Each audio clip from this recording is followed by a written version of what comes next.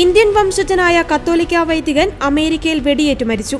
ഹൈദരാബാദ് സ്വദേശി ഫാദർ അരുൾ കരസാലയാണ് അമേരിക്കയിലെ Kansas സംസ്ഥാനത്തിൽപ്പെട്ട സെനക്കയിലുള്ള saint Peter and Paul പള്ളിയോടനുബന്ധിച്ചുള്ള റെക്ടറിയിൽ വെടിയേറ്റ് മരിച്ചത്. പ്രാദേശിക സമയം വ്യാഴാഴ്ച ഉച്ചകഴിഞ്ഞായിരുന്നു സംഭവം. ഒരാളെ അറസ്റ്റ് ചെയ്തതായി പോലീസ് അറിയിച്ചു.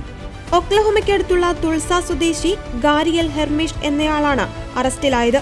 ഇയാൾക്കെതിരെ കൊലക്കുറ്റം ചുമത്തി.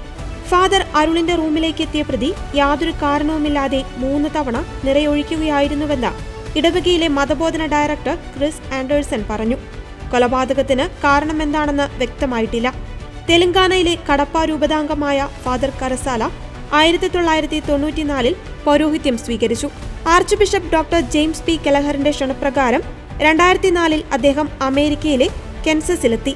2011 US പൗരത്വം സ്വീകരിച്ചു. ഒനാഗയിലെ സെന്റ് വിൻസെന്റ് ഡി പോൾ, കോർണിംഗിലെ സെന്റ് പാട്രിക് എന്നിവയുൾപ്പെടെ കെൻസാസ് രൂപതയിലെ നിരവധി ഇടവകകളിൽ സേവനമനുഷ്ഠിച്ചിട്ടുണ്ട്.